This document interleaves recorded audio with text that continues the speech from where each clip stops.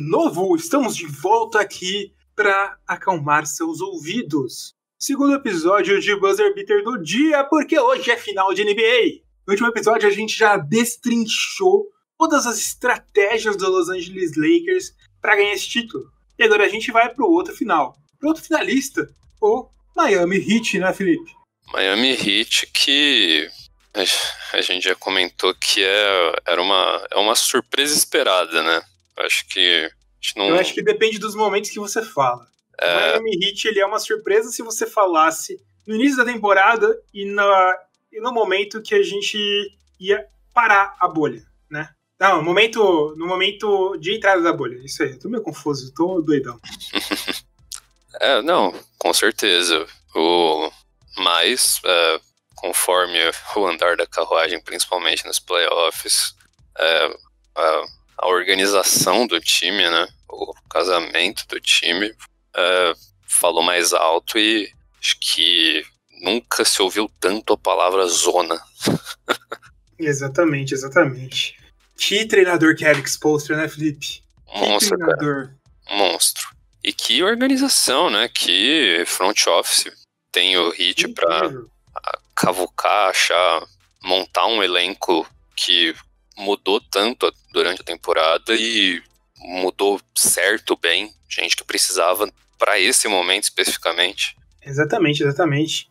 Porque, primeiro, eu não vou citar nomes, mas a gente pegou um time que ano passado foi 10º colocado na Conferência Leste, que em teoria é a conferência mais fraca, pelo menos ano passado era mais fraca, né? E depois disso você adicionou, basicamente, o Jimmy Butler, que era um All-Star mal consolidado, que virou mais consolidado depois. Você adicionou um rookie, que era undrafted, armador. Você adicionou um cara no final da loteria, normalmente não corresponde tanto. Você adicionou um pivô, ala de força, que sempre foi completamente coadjuvante onde ele estava. Você adicionou no meio da temporada um cara que sempre foi trocado como contrapeso das trocas por outro jogador.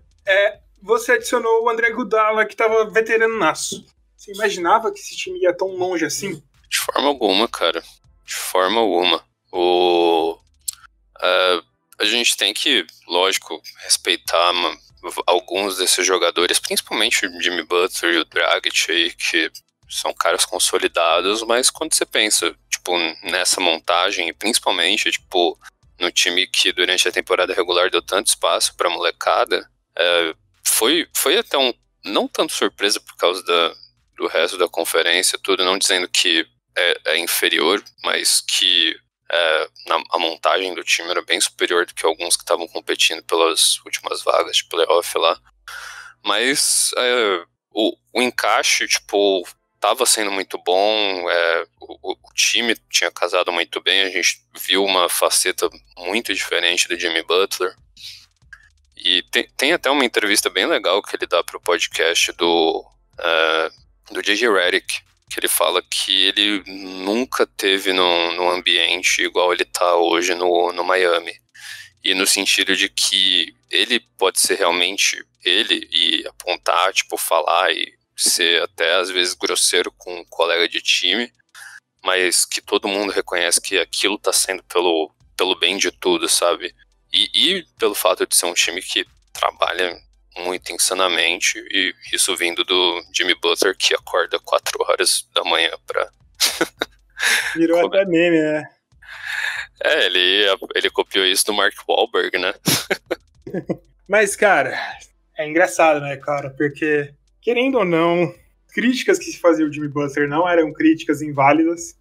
Não, e acho que até se ele ainda tem a personalidade que ele tinha nos outros times, a questão é que ele não estava no ambiente propício para aquele tipo de personalidade, e o Heat, bizarramente, foi o ambiente em que tudo aquilo casou, né? Exatamente.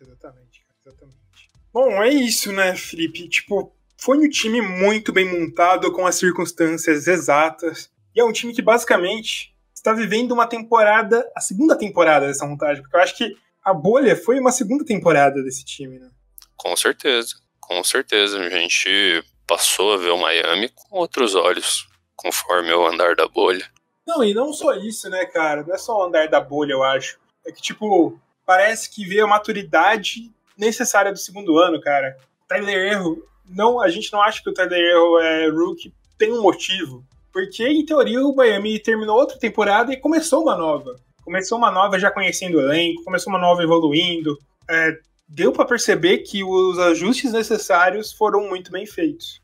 Isso, e a gente comentou desde o começo dos playoffs que o time melhor casado, o time melhor ajustado, o time com maior capacidade de realmente fazer os ajustes de jogos durante os playoffs seria o time a ser batido, e acho que justamente por essas características o Miami passou a ganhar essa imagem de time a ser batido, porque justamente esses jogadores aí, eles abraçaram justamente essa ideia de tá em um outro torneio já, em outro momento, e montar esse sistema, esses ajustes de forma que é o tipo de temporada mais interessante, mais propício para tudo funcionar. Exatamente, cara, exatamente. E falando do time em si, a gente falou bastante do Jimmy Butler, de como, acho que, cara, não em números, né, mas essa vem sendo a temporada mais relevante do Jimmy Butler. O Jimmy Butler também é um cara que foi por muitas vezes subestimado, né, porque ele é uma pique baixa, então ele tomou essa postura de líder, ele tomou essa postura de jogador completamente confiável e tomou essa postura de jogador que melhora seus companheiros. Exatamente, cara. Eu acho que talvez aqui o Philadelphia é acho que um exemplo bem ruim pra se dizer sobre ele, porque lá tinha ego pra cacete pra ser embatido, e um cara como o Jimmy Butler não teria como funcionar lá desde o dia 1, cara.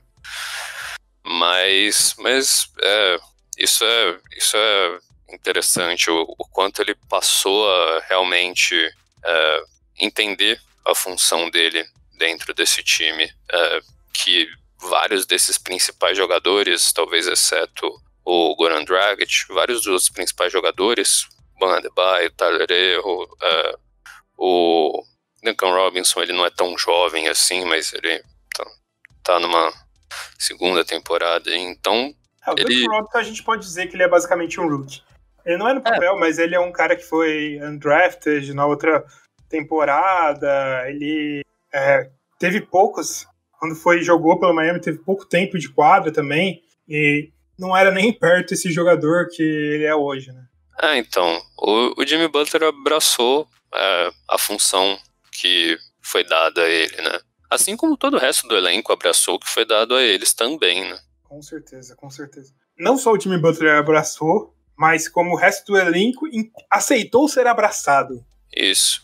Eu acho que o único que dá pra dizer que talvez não é nem o caso de ele abraçou o que foi dado a ele foi ainda mais, foi o Bam Adebayo, cara. O Bam Adebayo tem jogado esses playoffs. Foi absurdo, né, cara?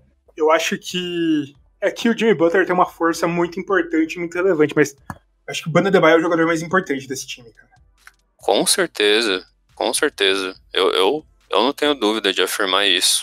O Jimmy Butler tem esse peso de ser uma das estrelas aí da liga, talvez numa fileira mais baixa que muitos caras, mas ainda assim uma das estrelas da liga.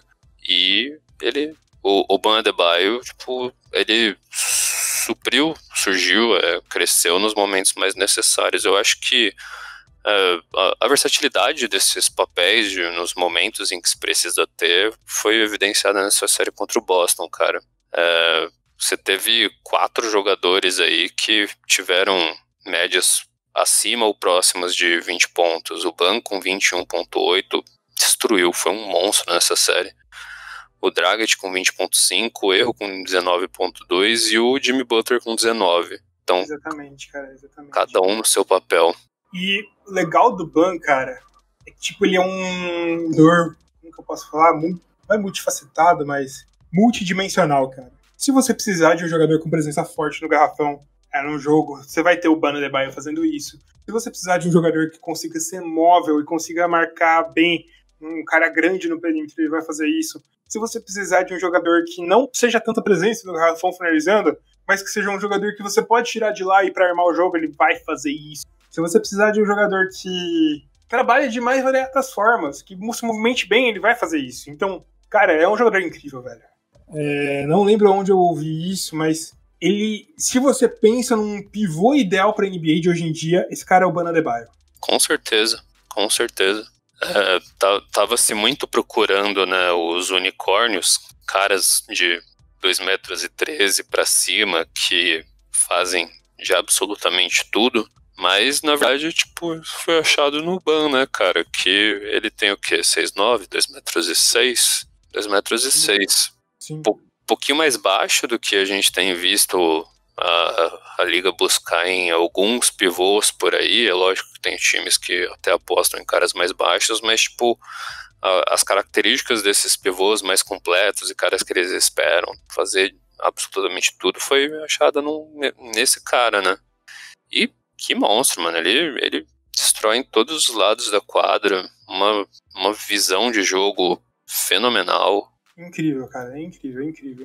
E pra essa correria do Miami funcionar, você precisa ter um cara que joga dessa maneira lá do poste. Eu acho que do poste ele pode tanto deixar seu jogo mais rápido, que é isso normalmente que usam ele fazendo isso por causa de todos os jogadores do perímetro que tem no Miami Heat, quanto pode deixar o jogo definido dentro do poste, porque ele não é ruim finalizando do poste.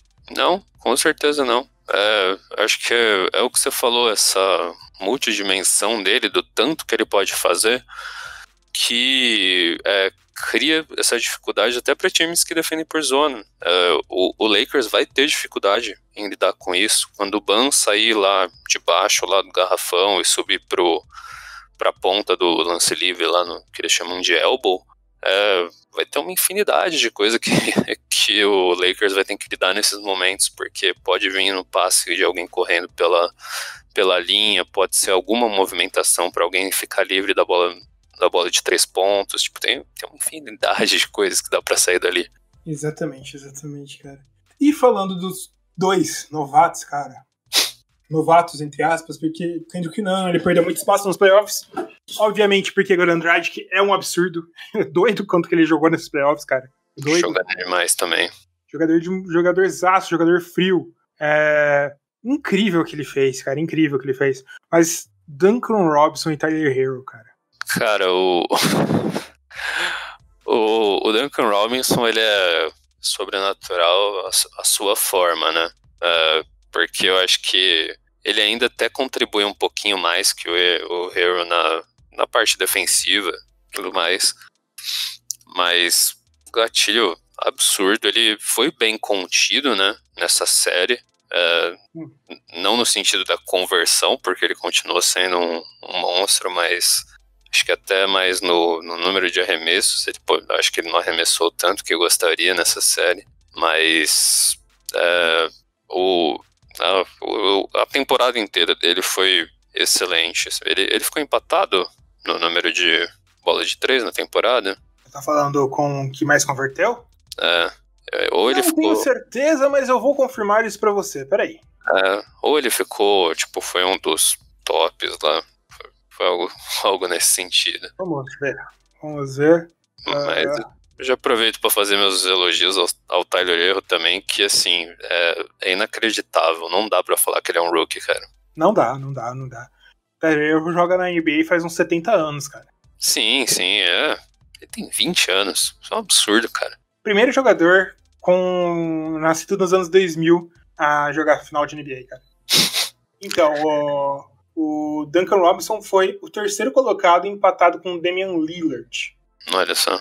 Com 270 arremessos de 3 pontos convertidos. O primeiro foi o James Harden com 299, depois veio o Buddy Hield e depois veio o Damian Lillard, mas o Duncan Robinson teve um percentual maior do que esses caras. Ele foi também o quarto colocado em percentual atrás de Seth Curry, J.J. Redick e George Hill. E isso daí é um reflexo do que o Spoelstra fala pra ele, né? Spoelstra realmente fala, mano, você tem uma posição boa, você acha que você vai matar, mano? Mete, manda, bota fé. E friozaço. Os dois friozaços, né? Tyler Herro tá matando o buzzer beater aí, game winner, desde a temporada regular, e o que ele fez aí foi o jogo 5 do Boston? Qual que foi? Que ele Foi fez o jogo 37. 5, Fez 17 pontos no último quarto, cara. Que ele fez 37, né? Né? 17 deles no último quarto. Eu acho que foi a maior pontuação de um rookie em final desde quem, cara? Foi desde um cara muito fodido, mas foi a maior pontuação de um rookie em final. Em muito tempo, cara. Muito tempo. Mas, cara, doido, né, bicho? Doido que ele vem jogando. Esses dois caras deixam esse time muito mais dinâmico. Você tem o Goran Dragic, que a gente falou, que é um cara que é excepcional infiltrando, ele consegue armar, consegue fazer cestas de 3 pontos. Tem o Jay Crowder, cara, o que o Jay Crowder tá jogando, velho? Ele é muito bom. Ele virou um triple threat imenso, acho que tá com 2.8 cestas de 3 pontos por jogo nesses playoffs, e vem pontuando muito bem, Você tem a experiência do Iguodala, que acho que não necessariamente o Iguodala vem jogando tão bem, mas tem essa experiência. Isso tem caras como o Kendrick Nunn, o Myles Leonard e Kelly Olynyk que caíram na rotação, estão jogando menos, mas também são importantes. E eu acho que o doido é como esses jogadores são tão multidimensionais que dá possibilidade de qualquer ajuste pelo Spoelstra, né? Exato, esse é o ponto. Se for necessário, às vezes, colocar o Olynyk um pouquinho mais de tempo em quadra para você ter um stretch de um pivô, você pode ter. Se for necessário ter o Herro em quadra mais tempo, o Crowder em quadra mais tempo, o próprio Iguodala em quadra mais tempo, ele pode fazer esses ajustes. É bizarro quanto que esse time, com a variação do que ele pode fazer com esse time, né? Chegamos aos finalmente, Felipe. Pensando no Anthony Davis e no LeBron James. A gente já falou um pouco no outro podcast, mas o duelo que a gente vai ver é Anthony Davis e Bam Adebayo, cara. Esse duelo não vai fugir da gente ver esse duelo, né, cara? Sim, a gente pontuou que muito da série vai depender do que vai sair desse confronto direto entre os pivôs.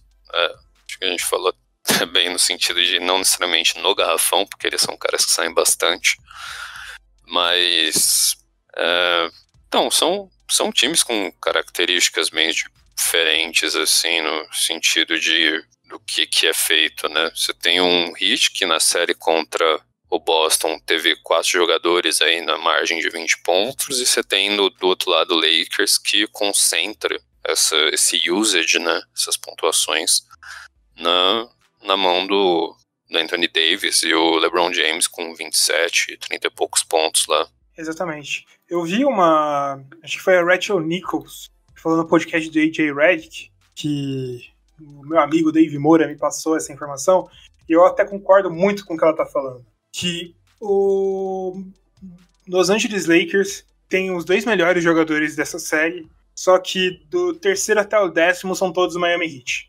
Concordo plenamente. E é doido, né, e acho que esse é justamente a coisa mais doida, porque você tem um time extremamente profundo que pode se adaptar e tentar minar o que até o próprio resto do elenco do Lakers pode fazer, mais que os caras façam mais de 30 pontos por jogo. Você ainda tem a tarefa de segurar o Heat a fazer menos que você, então não é tão fácil, mas ainda assim, tipo, o que a gente falou, o Lakers é muito mais bem arrumado do que muita gente pontua. Então, é um time correto, né, cara? Correto. Então, eu já vou até jogar o meu palpite aqui, brincar um pouquinho. Eu acho, eu penso que o Lakers larga um pouquinho na frente, justamente por ser um time bem arrumado e você ter esse potencial de caras que você tem mais expectativa de que possam virar um jogo ou ser o diferencial nos momentos decisivos. Exatamente, eu tô com você, cara, tô com você. Ter esses dois, cara, é muito importante pro Lakers, cara, muito importante, velho. E eu acho que tem uma coisa que eu acho que é importantíssima nos playoffs que a gente percebeu muito. Ser profundo é importante, mas ter os melhores jogadores é mais. Sim, com certeza. porque no fim são os melhores jogadores que acabam resolvendo, cara. No momento mais decisivo, é esse cara que vai fazer a jogada defensiva mais importante, é o cara que vai matar a bola mais importante. O Heat tem seu valor, é o que a gente falou, tem vários caras friosaços, que realmente podem mudar o curso de uma partida, mas a gente tá falando de Anthony Davis, LeBron James do outro lado, ambos voando, né? Exatamente, cara. E não é como se o time fosse uma naba e fosse completamente desorganizado. Exato. Vamos aqui, Felipe. Lakers vai ser campeão. Estamos... É um palpite, né? Palpite que pode muito bem mudar depois de 3 jogos aí. É um palpite que pode mudar semana que vem, né? Talvez porque ainda vamos comentar a final. Mas eu acho que indica-se que Lakers tem a maior chance para ganhar. Isso. Eu espero que essa série chegue até pelo menos uns 6 joguinhos aí, porque eu acho que o jogo 6 cai lá no meu aniversário. Aí eu vou ter... poder assistir o joguinho comendo uma pizza. Justo. Usando máscara. Bom, é isso, galera. Essa foi a nossa análise.